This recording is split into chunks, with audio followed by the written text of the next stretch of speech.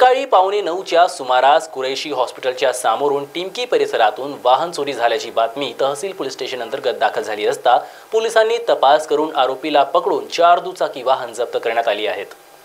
सकाळी 8:45 ते 9च्या सुमारास फिर्यादी फहीम अन्सारी यांची कुरैशी हॉस्पिटलच्या समोरून टिमकी येथून गाडी चोरीला गेली असल्याची माहिती पोलीस स्टेशनला प्राप्त झाली होती. त्यावरून सदर प्रकरणी गुन्हा दाखल करण्यात आला.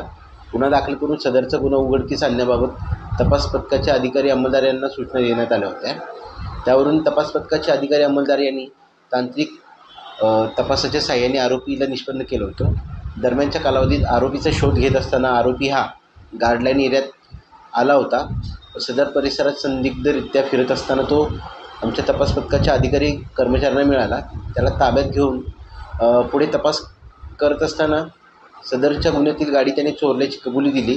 तसेच त्याच्याकडून त्याने त्याच्या घरापाशी ज्या गाड्या लपून ठेवलेल्या आहेत, चोरी केलेल्या त्या गाड्या जप्त करण्यात आलेल्या आहेत. सदर गुन्हे तपासात एकूण 4 गाड्या जप्त केल्या आहेत. त्यांची किंमत 1.5 लाखापर्यंत आहे.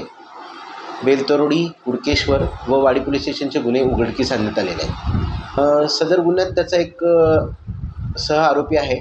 त्याचा शोध सुरू आहे व आरोपीचं यापूर्वीचं काही प्रिव्हियस रेकॉर्ड नाही आहे, परंतु आरोपी हा त्याच्यात दुसऱ्या साथीदारासोबत मिळून गुन्हे करत होता व गाड्या ज्या आहेत त्या चोरून त्यांनी घरापाशी ठेवलेल्या. Bureau report, Maharashtra TV 24, Nagpur.